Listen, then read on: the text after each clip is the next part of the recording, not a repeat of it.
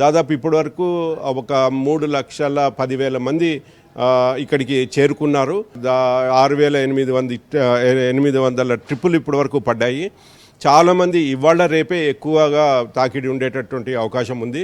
ఈ command control సెంటర్లో ఉన్నటువంటి 51 క్యూ లైన్స్ని మానిటర్ చేయడానికి కోసం అని చెప్పి ఇక్కడ ఒక కమాండ్ కంట్రోల్ సెంటర్ని మేము ఏర్పాటు చేసుకున్నాము.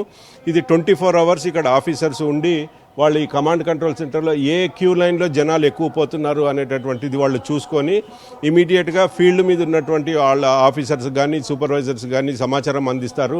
ఫలానా క్యూ లైన్లో జనాలు బాగా వెళ్తున్నారు కాబట్టి బస్సులని ఏర్పాటు చేసుకోండి అని చెప్పి నిరంతరము 24 అవర్స్ ఈ యొక్క ప్రక్రియ నడుస్తూనే ఉంటుంది.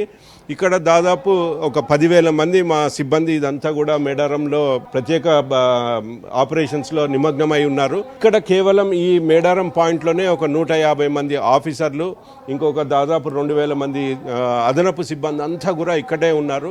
పోలీసు వాళ్ళ సహకారంతో మేము అందరం కూడా ఏ ప్రయాణికుడికి కూడా ఇబ్బంది కలగకుండా వాళ్ళు వచ్చిన 10-15 నిమిషాల లోపలనే వాళ్ళకి బస్సు అందజేసి వాళ్ళ స్వగ్రామానికి వెళ్ళడానికి కోసం అని చెప్పి మేము ఏర్పాట్లు ఇక్కడ చేశాము. గతసారి జరిగిన మేడారం జాతరకి ఆర్టీసీ బస్సులను ఎంతమంది వినియోగించుకున్నారు? ఈసారి మీ ఎక్స్పెక్టేషన్స్ ఎట్లా ఉన్నాయి? గత మేడారం జాతర మొత్తం అంతా కలిపితే అంటే మేడారం అమ్మవారి కంటే ముందు వచ్చినటువంటి వాళ్ళు వీళ్ళంతా కలుపుకుంటే ఒక 16 లక్షల మంది ఈ యొక్క మా బస్సులలో ప్రయాణం చేశారు.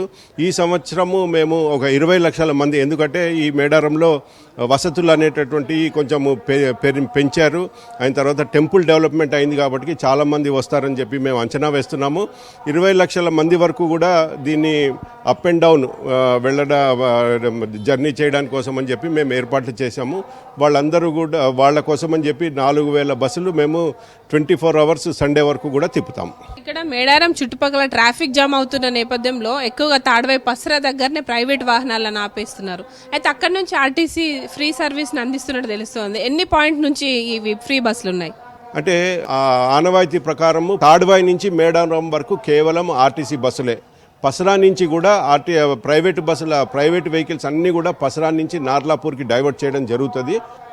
ఆ ఏటూరు నాగారంకి పోయేటటువంటి వాళ్ళు ఎవరన్నా ఉంటే వాళ్ళు డైరెక్ట్గా మెయిన్ రోడ్ మీద నుంచి వెళ్ళిపోతారు కాబట్టి. బట్ తాడ్వాయి నుంచి మేడారం వరకు మాత్రం కేవలం ఆర్టీసీ బస్సులు అప్ అండ్ డౌన్ జర్నీ చేస్తాయి కాబట్టి పోలీసు వాళ్ళు చాలా పకడ్బందీగా ఏ ఒక్క ప్రైవేట్ వెహికల్ని కూడా, అంటే పాసులు లేని ప్రైవేట్ వెహికల్స్ని ఏ వీటిని కూడా అలౌ చేయట్లేదు. అవన్నీ కూడా నార్లాపూర్ అంటే ఒక 5 కిలోమీటర్ల దగ్గర వరకు వచ్చి అక్కడ పార్క్ చేసుకుంటే అక్కడి నుంచి ఒక 25 ఫ్రీ బస్సులతో మేము వాళ్ళని టెంపుల్ దగ్గరికి వరకు తీసుకురావడానికి కోసం అని చెప్పి మేము 24 అవర్స్ ఫ్రీ సర్వీస్ ప్రొవైడ్ చేశాము.